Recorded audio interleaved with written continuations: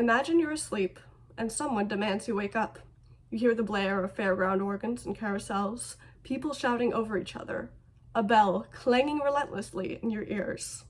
Your eyes slowly open, and you find yourself standing upright in a wooden box, barely big enough for you to fit inside. You're on stage, on display.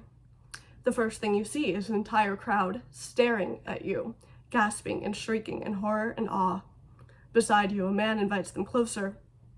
He tells them all to ask you anything they want, that you have the answers. Someone pushes his way to the front of the crowd. Eyes wide with naive curiosity, he asks you, "How long do I have to live?" Your life offstage is far worse. At night, the man who displays you in a sideshow forces you to murder people in your sleep. You don't remember your own name any more than you can remember killing your victims. He gets to decide who you are. He imprisons you in that box. You are entirely dependent on him for your basic survival. Nobody is coming to help you. This is the fate of Cesare the somnambulist. He's the iconic face of the German expressionist silent film The Cabinet of Dr. Caligari, directed by Robert Wiene.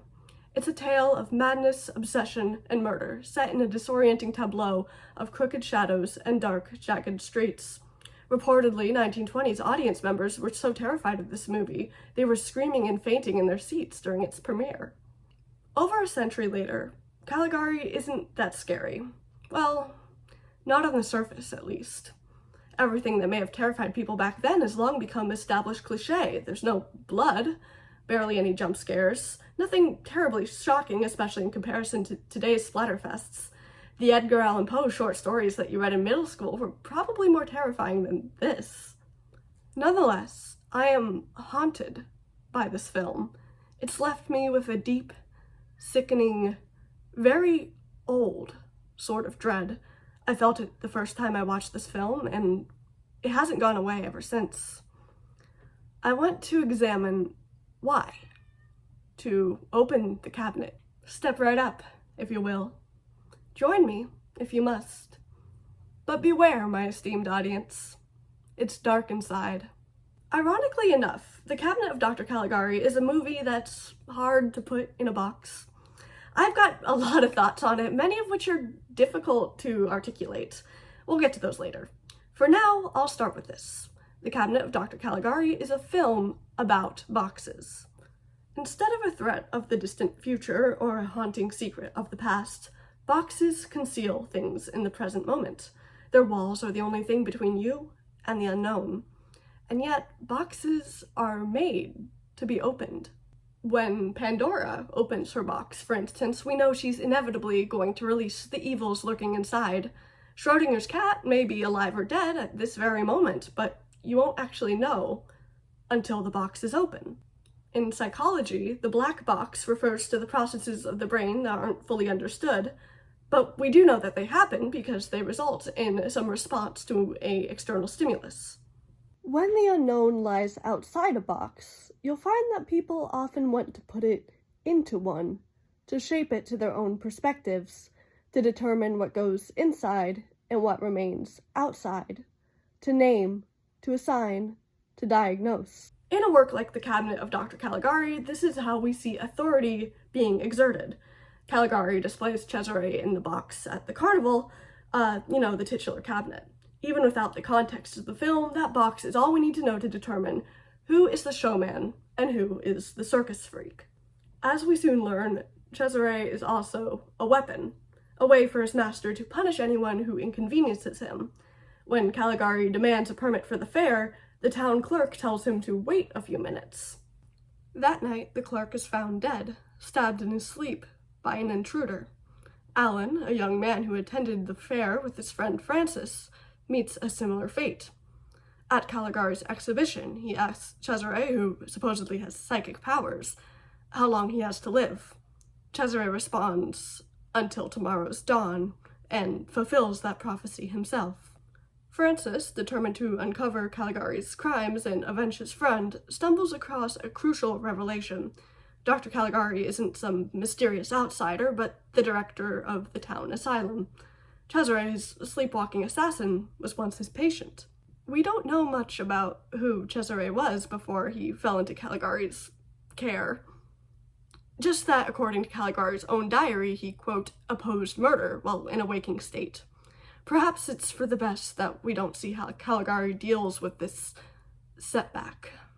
All we know is that a young man in need of psychological care entered the black box and came out of it an emaciated, shell-shocked husk. His face is painted. He's unable to feed himself. His name wasn't even originally Cesare. That's an identity Caligari gave him. When he's not being paraded about on stage or stabbing people in his sleep, he's locked up in a coffin. Cesare, the unknown, the other, is trapped in a very literal black box. This aspect of the cabinet of Dr. Caligari is probably what haunts me the most. Suffocating, violated, traumatized. Cesare has no identity of his own, and everyone else in the town of Holstenwall doesn't care. They don't think to care, even when he's literally on display in a box right in front of them. When Francis is investigating Caligari's caravan, he sees Cesare in the box. This is proof that it's not just an act, but it doesn't raise any questions. Everyone in the town accepts the box that Cesare has been assigned. It's where he belongs. He's the monster, the murder weapon, the freak, the unperson. And by recognizing that, they are comfortably reassured of their own normalcy. They can rest easy knowing he's the one in the box and they aren't. Right? Jane Austen has everything. She's young, beautiful, and intelligent. Her father is a respected medical doctor. She lives in what appears to be a mansion, or at least a much bigger house than everyone else's. Francis and Alan, her two best friends, are equally in love with her. And it's not just them, the whole town adores her, so much so that if she's ever in danger, which she will be, they'll immediately rush to her aid. Jane Austen is also in a box. There's something about Jane that feels a little off to me. When we first see her at the beginning of the film, she's wandering about aimlessly, barely aware of her surroundings.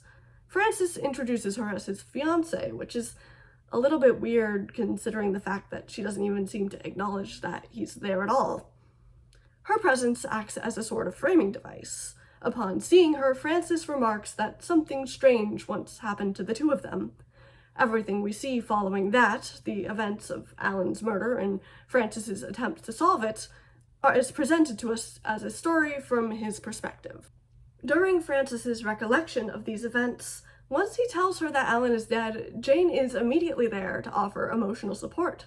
She mourns with him, she takes him into her house and summons her father to help with the investigation. She gives him an anchor and validates his fear. In the wake of this tragedy, she is everything that he could want. Whatever it is that Jane wants, she isn't getting it. Throughout the movie, she's taunted with the promise of agency, only to be consistently denied it every time. Back when Francis and Alan determined they both loved her, they agreed to let her choose between them.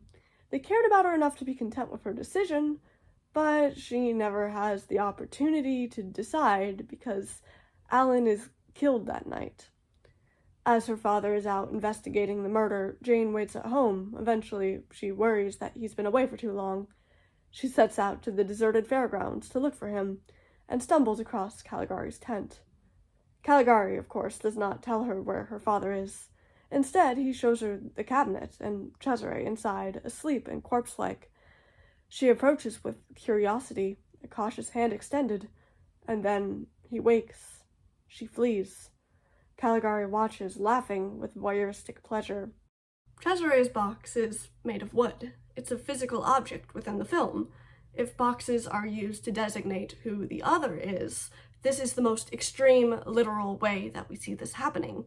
It's the tool Caligari uses to keep him in other sorts of boxes. It designates him as a spectacle, as a weapon, as a monster. Jane's box is made of something else. Something a little harder to see. Like Cesare, she's constantly being watched, both by the other characters and by us, the audience. Francis may call her his fiancée, but we don't actually see her demonstrate any romantic interest towards him, or anyone else for that matter. She too is meant to be perceived and wanted, to be acted upon, but not to act. She may be allowed to try, so long as she doesn't succeed. The way I see it, when Jane saw Cesare in the tent, she was sort of looking into a mirror, a grotesque exaggeration of her own lack of agency. She was afraid, but she did manage to hold it together until Cesare actually opened his eyes. Perhaps what scared her most was the idea that she could somehow relate to this thing, confronting the possibility that at her core she's more like the trapped, tragic monster than she'd like to believe. We didn't see Cesare kill the town clerk. When he kills Alan, all we see is his shadow on the wall. When Caligari sends him to kill Jane, we're seeing a lot more. We see Cesare asleep, tiptoeing through the streets, so delicate he looks like he's about to break. We see him appear at Jane's window, a knife in hand. He takes slow, careful steps towards her, raises the knife, and then stops. His hand is shaking. He gulps and lowers the weapon. Starved of softness, he reaches towards her, and she wakes up. He startles, fight and flight kicking in simultaneously. They struggle against each other, his wiry limbs wrapped around her flailing body. Eventually, she succumbs, falling unconscious. Cesare, perhaps still caught in the throes of panic, drags her out the window, causing the whole town to mob to her rescue. Jane will recover in the safety of her home, dazed but otherwise unharmed. Cesare collapses in the field, presumably dead from exhaustion, used up until there's nothing left of him. It's easy to see how Cesare has been cast into the role of monster. Jane, the innocent, supportive friend and the object of the protagonist's affections, is cast as the damsel in distress. One hated, the other adored. Both spectacles. Their boxes are easy to recognize, aren't they? The monster kidnaps the helpless girl, the town mobs to her rescue. Tale as old as time. Except Cesare and Jane don't really fit into these boxes as neatly as we'd expect them to. Just earlier, Jane was attempting an investigation of her own. She was trying to play an active part in the story. And by breaking orders and refusing to kill her, Cesare was doing something similar, rejecting this role of monster. In that 1 second, he's refusing his box, the identity that Caligari imposed upon him. As punishment for their narrative transgressions, these two characters are forced to play out these tired, cliché roles of damsel and monster, against each other, and in the most conventional way imaginable. For as much emotional support as she offered Francis this whole time, once Jane is returned home, she gets none of it from him. She wakes up screaming, insisting that it was Cesare who kidnapped her, and Francis, our hero, immediately tells her that he doesn't believe her. After all, he says, he's been watching Cesare all night through the window of Caligari's caravan. As far as he's concerned, Cesare has never left his box. I suppose I can't be too harsh on Francis here, although, let's be honest, I do pick favorites. Well, dismissing his friend immediately after she was kidnapped was pretty insensitive, but we do see why he came to that conclusion. He discovers that entire time he'd been watching a decoy, that Caligari has a life-size dummy of Cesare in his caravan. The longer you think about it, the worse it gets. Francis follows Caligari to the asylum as he flees the scene, and the pieces begin to fall together, that Caligari is the director and Cesare was his patient. Francis also finds the motive behind the crimes in the form of an old book, confusingly also titled The Cabinet of Dr. Caligari. The book details the crimes of an 18th century Italian mystic, also named Caligari, who forced a somnambulist named Cesare to commit murder. The Dr. Caligari of the film, the asylum director, has been trying to become Caligari, this character in the book, by replicating this figure. It's apparent that this goes beyond just emulating his murders. Becoming Caligari means restructuring his entire identity. Remember how I said that Cesare's name wasn't initially Cesare either? This is an identity that Caligari has imposed upon him in his efforts to become Caligari. It's a way of assigning ownership. Caligari is the mastermind, Cesare is his slave and weapon. You can't have Cesare without Caligari. But doesn't this mean that the opposite is true too? Caligari can't attain the status that he craves without somebody beneath him. He can't be the showman without the sideshow. He can't be the doctor without the patient, the murderer without the weapon, the abuser without the victim. In becoming Caligari, he's also putting himself into a box, one that, like all boxes, has limitations. Although it's not something the film explicitly points out, I think we can read Caligari as being very insecure about this. Let's go back to that scene at the beginning in the town hall where he's asking for a permit for the fair. Notice that the clerk doesn't tell him that he can't have a permit. He just tells him to wait for a few minutes. Caligari stews in anger over this inconvenience. It's almost comedic, because it's a reminder that his authority is limited. This is likely why he has the clerk killed. There's a scene towards the end of The Cabinet of Dr. Caligari that sticks in my mind, even after many, many rewatches. Francis has one final piece of evidence he needs to prove his case. One more thing he needs to avenge Alan and put a stop to Caligari's crimes forever. He enters Caligari's office, the rest of the asylum staff in tow. They carry a stretcher covered with a sheet. I probably don't need to tell you what's on it. Francis declares his accusation and, like a staged magician, pulls back the sheet with a flourish. On the stretcher, directly in the foreground of the scene, is Cesare's lifeless body, a spectacle even in death. We're made to assume he's dead, at least. Nobody bothers to check for a pulse. Why would they bother? Caligari's reaction to seeing the body is difficult to describe. He falls over Cesare, sobbing as he cradles him. He's clearly mourning something, but it's hard to tell just what that is. For all we know, he could really be remorseful. He could finally be repenting his own cruelty, the horrific consequences of his thirst for power. Or, in the reading I find more likely, given what we know about this character, he's mourning himself. With Cesare's presumed death, he's effectively disarmed. He's lost his identity as Caligari. Without someone to abuse, who is he anymore?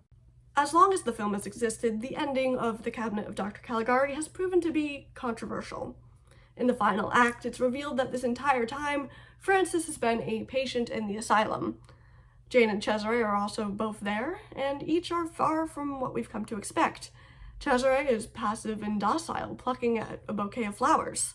Jane is detached and aloof, believing herself to be a queen.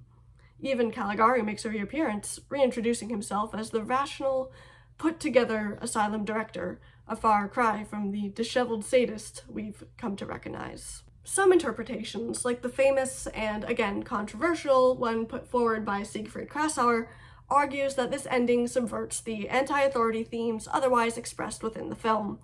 That by presenting Francis as entirely delusional, the film is ultimately on Caligari's side, or rather, the director's. Even the screenwriters, Hans Janowitz and Karl Mayer, disliked how Robert Wiene ended their film. In their original drafts, they'd proposed a very different ending. However, I would argue that there's one line at the very end of the film that allows their alleged anti-authority message to stay completely intact. In the final scene, the asylum director announces that Francis believes him to be, quote, the mystic Caligari. Therefore, he knows how to cure Francis. That might line up with Krasauer's interpretation, until you consider the fact that Francis does not believe the director to be the mystic Caligari. Like the entire film, there are layers to this seemingly simple conclusion. Francis believes that the director has tried to become the mystic Caligari, an entirely separate character who lived long before the events of the film. With that in mind, how can the director expect to cure Francis when he doesn't even understand what's going on in his head? Even if he does have good intentions, he's ineffective at best. When we see Cesare gently cradling his flowers, we get a loud and clear message that he is not the monster. When Jane rejects Francis's proposal with "we queens are not permitted to follow the paths of our hearts," she may be expressing her lack of agency, but also an awareness of it. She's resisting being the object of desire. Francis, the apparent madman, has our sympathy. Even if his story isn't true, we've still heard it, we still listened, and we sympathize with him regardless. The Cabinet of Dr. Caligari has haunted me with its disturbing implications hidden behind crooked walls and painted shadows. Perhaps that's also why I find it so cathartic, and I'm not alone. Over the course of the century, people keep coming back to this film. Artists, storytellers, filmmakers, scholars, myself. We're not just haunted by this movie, we're inspired by it. And I think I know why. Boxes will always exist. People who try to put other people into boxes will always exist. But as long as they do, those who are put into boxes will always try to break out of them.